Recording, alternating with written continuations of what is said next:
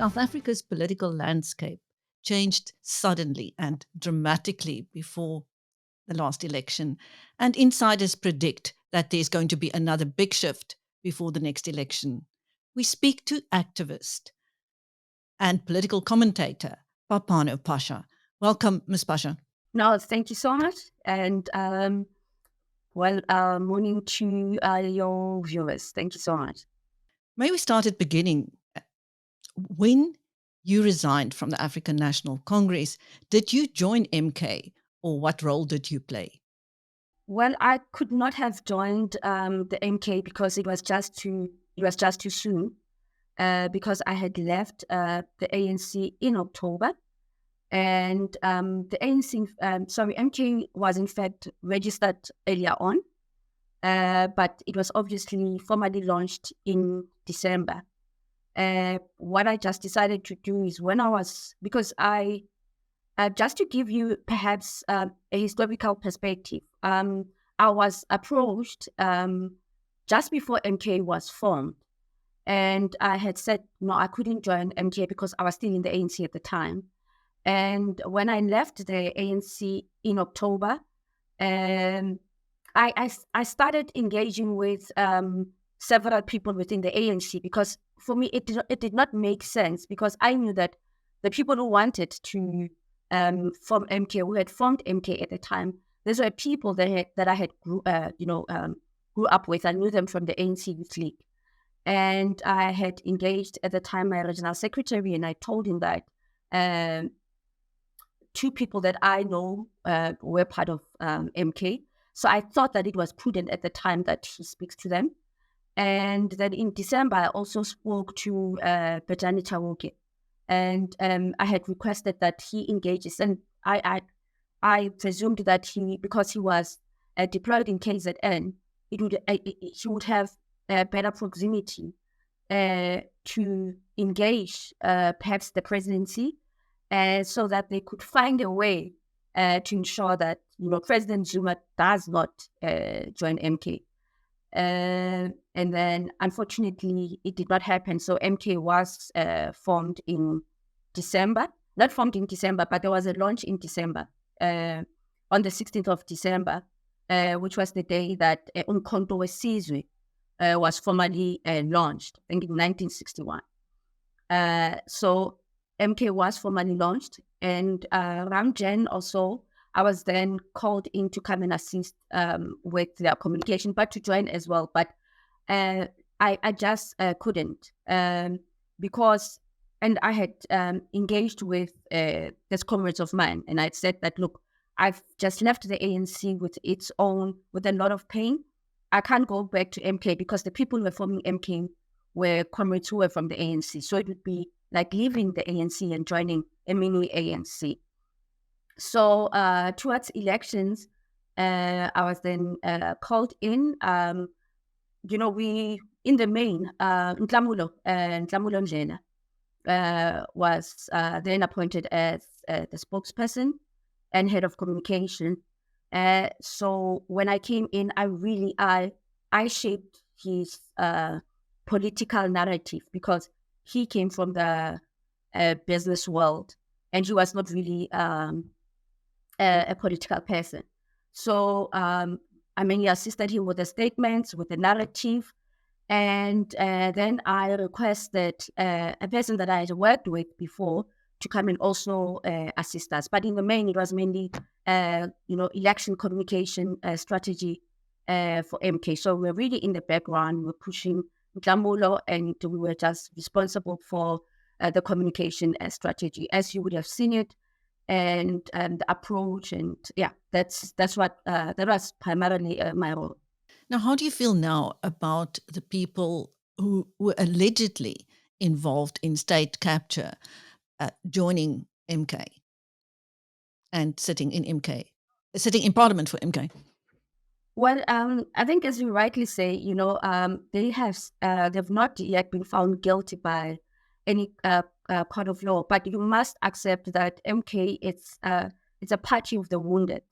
They might have committed the crimes, they might not have committed the crimes, but in the public arena, they obviously do say that they did not commit any crimes. Well, they are there in the majority. But I think it also, look, if they are as guilty as the Zondo Commission says they are, I think by now one would then be looking at the NPA or State Enforcement Agency to ask why there's not been acceleration to ensure that if they are guilty, they go to court and so forth. So they are there in MK, they are in Parliament, and they are there to prove a point, obviously. And what you also have the ANC on the other hand, which also has many people who are alleged to be involved in state capture. So what you have is a toxic combination of people that in the public arena, we are told that they captured the state, but they are representing us in Parliament. And so my feelings for now, I mean, I've worked with these people. I mean, I defended them. So I think my feelings are irrelevant. What now needs to happen is obviously justice needs to take its course. If they are guilty, I don't think that they must be representing us. The very same way that, with the people who are from the ANC who are in Parliament. But it's a sad indictment that, a few years later, we've not seen much done in relation to these allegations of state capture. Can you tell us why Floyd Shivambu left the economic freedom fighters to join MKP? Well, I would assume, like many political entrepreneurs, that he's looking for his new home where he will thrive politically. At the moment, MK is the next best thing. Everyone who has failed or is likely going to fail is likely to join MK, which is a sad indictment. And for me, it goes back to one of the reasons why I could not join MK, because one of the issues that one spoke of is the fact that at the time, let me just speak on myself. I was quite adamant that MK has no ideology and it has no philosophy. It's just, a group of people who are either in fact, mainly people who are wounded. And now, I mean, I have not been proven wrong. You've got Floyd Shivambu, who left the EFF, which premises itself as a Marxist-Leninist organization. And he goes to MK, which at the moment does not have any ideology. But the projections are that MK will garner more votes, especially with the ANC likely to go down. So he is going to save his political career. And it's quite evident that Julius Malema is going to contest for that third term. So I think he's looking at his age and he's looking at his political prospects, and he's also looking at the prospects of the EFF, and it does not look nice. Things might change for the EFF in the near future because they are still young, but he is going to the next best thing. MK does thrive on Zulu hegemony. Not necessarily that it's tribal, but it does thrive on Zulu hegemony. And where we are, it is quite evident that the people of KZN would continue to vote for MK. And as you would have seen with this by-elections, the recent by-elections, they have won 2 votes now. So he's just saving his political scheme. Whether he will survive, that's another thing. What role does Duduzile Zuma play in MKP exactly? Fortunately, Dudu is President Zuma's daughter. So her role is, more paternal. Obviously, you cannot touch her, neither can you question her. I mean, you have someone like myself who played a very critical role within MK, but you can't really survive. And I think that's when I look back, and I also think of many other people who put their time, who put their lives as well to ensure that MK grows and it wins elections. The very fact that you can just be removed in MK without any second thought, but then you obviously know that because there is Duduzile, and she does not speak a lot, to be honest, but she is close to her father. She is her father's daughter. And then you also have Ndlamulo, who is the son of John Jena and the nephew to Tom Moyani. So they cannot do any wrong. And I think for me, those are the limitations with MK. I mean, when I spoke up, I said, no, but this is nepotism. But people don't actually, people who say MK do not see it like that. They're like, no, but don't personalize it. But if you are a seasoned politician and you look at meritocracy, you would speak to those things. But how I see it is that her father wants her to grow. Her father wants to leave a legacy for her.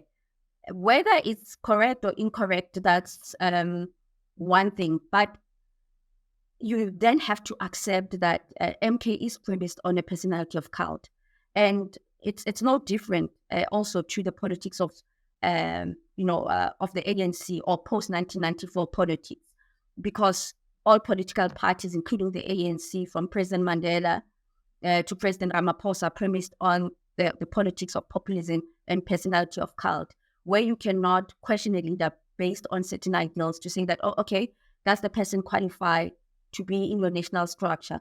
You can't ask those questions. And I think the other thing is that for me, which was really a red flag, was that she was the only woman who was in the National Interim Committee of MK. Now, I know how senior I am to some of the people who were there in the National Interim Committee, including Ndlamulo that I was assisting and that I was shaping and coaching. And then they then say to me, well, you can't join the NIC. And I'm like, wait a minute, but I'm just going to be one woman within the NIC entity because she's obviously there because of proximity to her father. I would be betraying many women who sacrificed, their lives to ensure that women participate in politics. Many people who are close to me do not understand my thinking and why. I mean, you've got this perfect opportunity to be leading in the National Interim Committee of MK. You have this opportunity to go to Parliament because the majority of people who are in the NIC at the time, from the chair and the treasurer, I knew all of them. Now you have an opportunity to innovate yourself, and I just couldn't.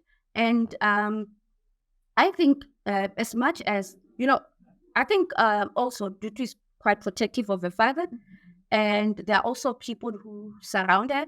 So it for me it looked like not when you not communist I wouldn't want to say or align communism to any negative connotation, but where people you're always looking over your shoulder. Oh, Baba or Father, someone is not on your side.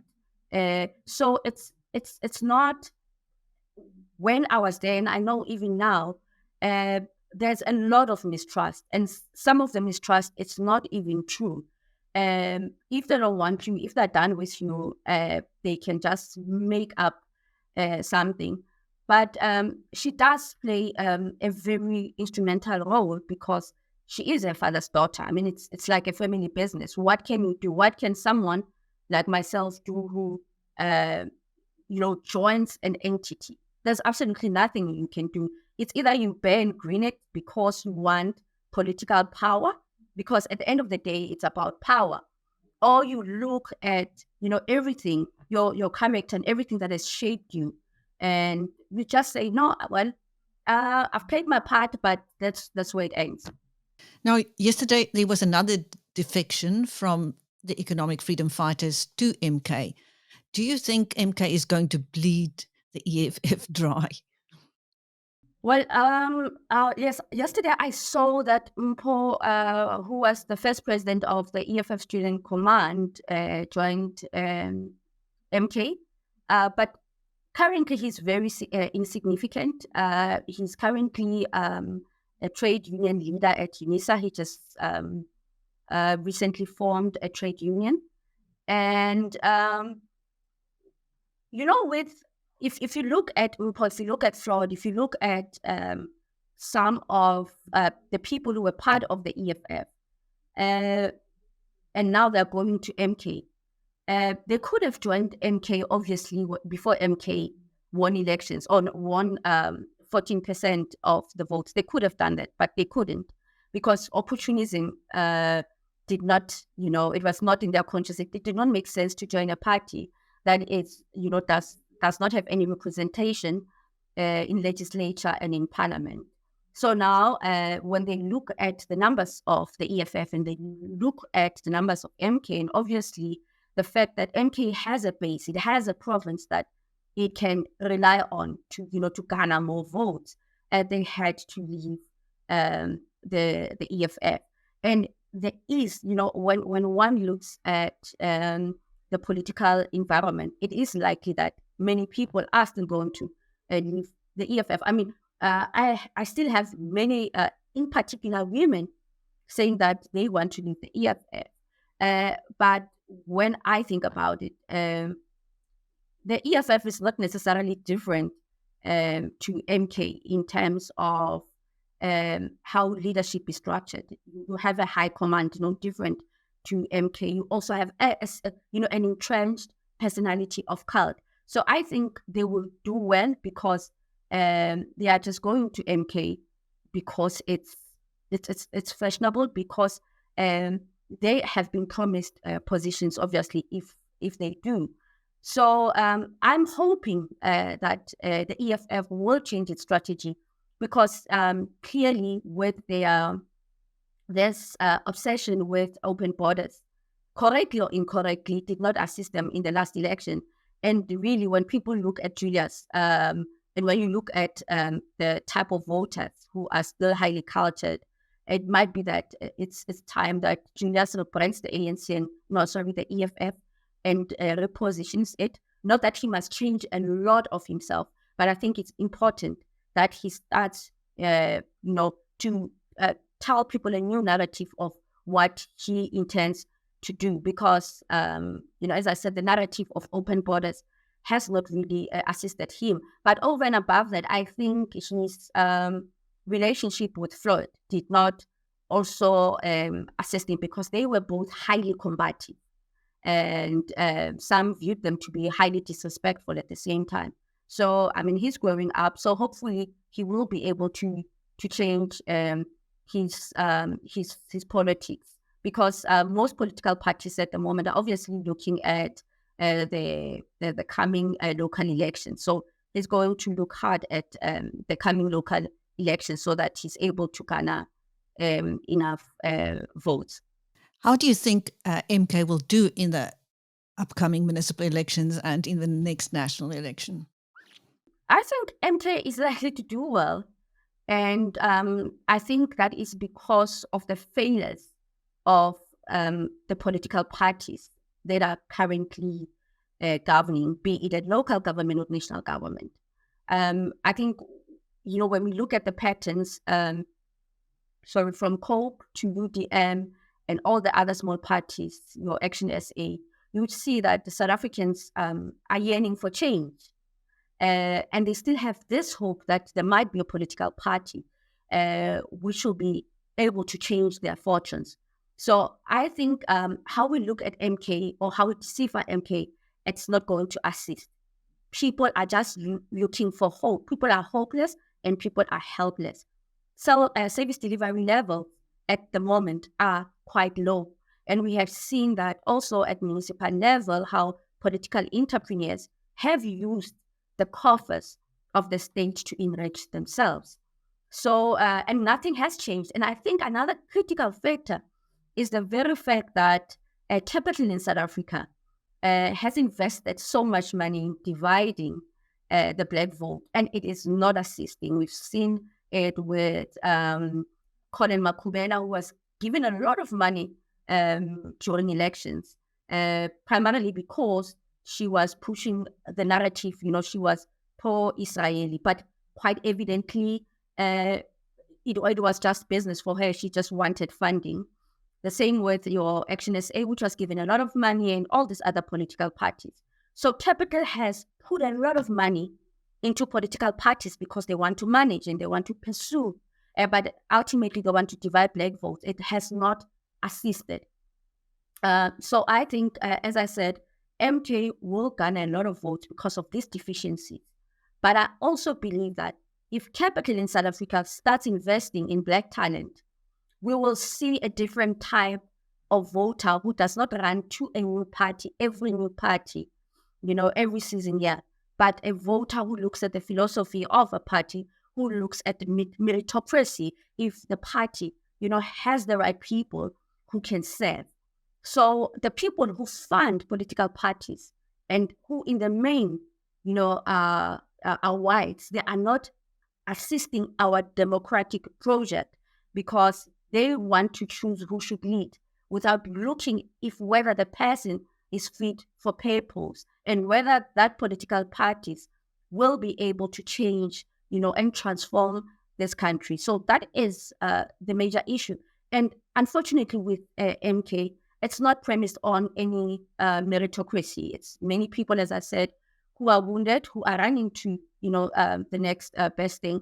But with time, because also the party is mainly no different to the ANC, they're running around trying to form structures because they want branches which will assist MK towards local elections.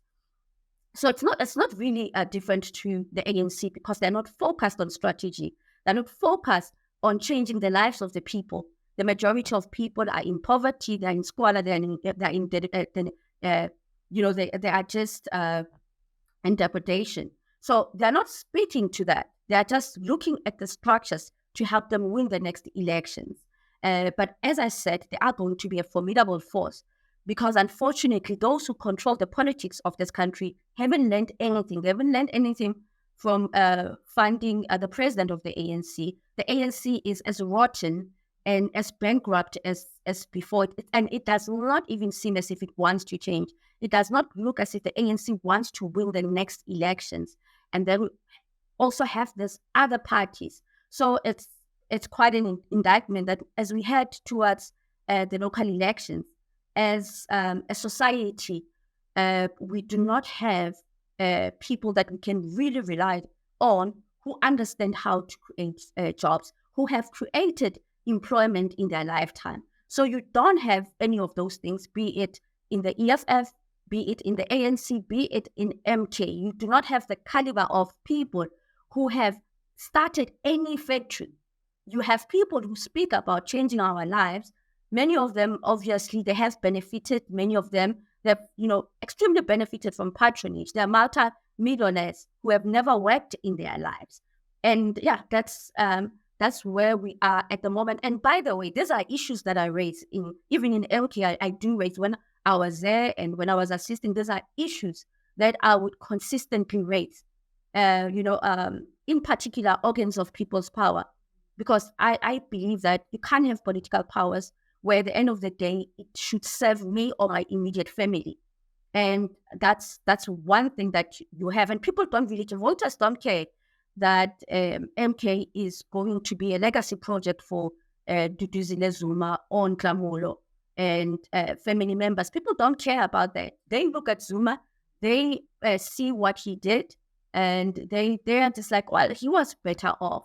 So we are not presenting anything that is better than, the ANC or the DA itself. Andrew Johnstein has, in which himself, I don't think it even comes close to, shaping and solving the problems that we are currently faced with. Lastly, what do you make of the government of national unity? Do you think it will last? I don't think so. I think one of the things that we need to start looking at is the fact that President Ramaphosa is in his second term. And even before the elections, the results were announced, there were people who were already planning to take over from him. So at some point, President Ramaphosa is going to leave. The question is when, and how soon will that be? And as soon as President Ramaphosa leaves, there is going to be a change within the ANC, because there are people within the ANC who are looking at the DA and who are asking if the DA shares the same ideals as the ANC. But then someone else can then ask, what are those ideals? Because the majority of ANC leaders, in any case, they've been given money by capital, by white capital, and they've enriched themselves instead of ensuring that this money trickles down to empower ordinary people on the ground. So there is going to be a shift. But what is also interesting is that I saw John with the president of China, and he was greeting the president. It means that he's also complying to the current arrangement, because we obviously know how DA has always viewed China. So it's quite evident that John is just assimilating into the GNU. And the question is, John is now President Steenhuisen and the ministers of the DA and the entourage of the DA who are now who now have access to patronage. How are they prepared to lose this patronage? Now they can taste, or they've got taste of the blue lights. They've got taste of, state resources. Are they prepared to lose this privilege? So the GNU at the moment is on shaky ground. And even in KZN, we might see new developments with the MK going into a coalition with other parties like the IFP or the ANC. But obviously, this will be dictated by the dynamics of the time, because as you would know, politicians do not deal with their consciousness, or they are not ideological. They deal with the current crisis or the dynamics. So, but in terms of the GNU, I know for a fact that the contestation for the new ANC president has already started. So I think it will also depend on who comes in, because the people who now surround President Ramaphosa within the ANC are likely to go with what President Ramaphosa is saying, because also some of them know that they've got the state capture, allegations. Some of them are afraid that they might be arrested. And I think for me, that is, and as you're saying in closing, that's an indictment when it comes to South African politics, that this GNU is not promised, it's not premised on any values or on any morality, that we can look at we can take the MK and look at all these people who are now in parliament, but we do not have the conviction to question the people who are part of this GNU. These are people who, the allegations of corruption, it's so substantive. And we are not saying anything about it because we want to impress investors, but we do not care about ethics. We're not interested in ethics. We're not interested that there are people within the ANC who are in parliament who should be accounting for what they did during the Zuma era, during the Thabo Mbeki era, and even now under President Ramaphosa.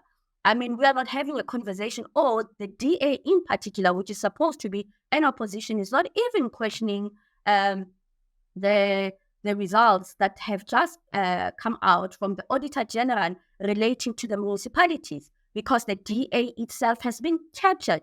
It has been captured by state power. It has been captured by these resources. And I think these are also the limitations of power, that if they start questioning how the ANC, is faring in some of these municipalities, the ANC would then kick them out of this GNU. So I guess these are the other limitations that the DA is faced with. But I also have to be an optimist. There is likelihood that the GNU might take the country forward. There is that likelihood.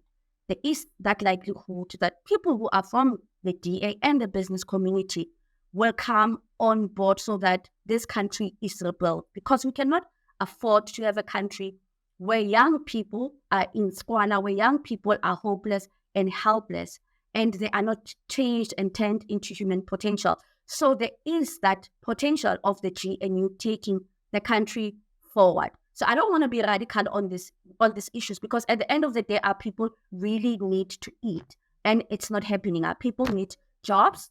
So I'm hoping that this GNU, which is littered with this, this corrupt people, and littered with this dynamics, and littered with some of people who one can say that they're on the far right. But one hopes that this combination, as I said, will build this country. But I don't know how long it will last. Thank you. That was activist and commentator Phapano Phasha speaking to BizNews, and I'm Christine. Thank you, Ms. Phasha. My pleasure.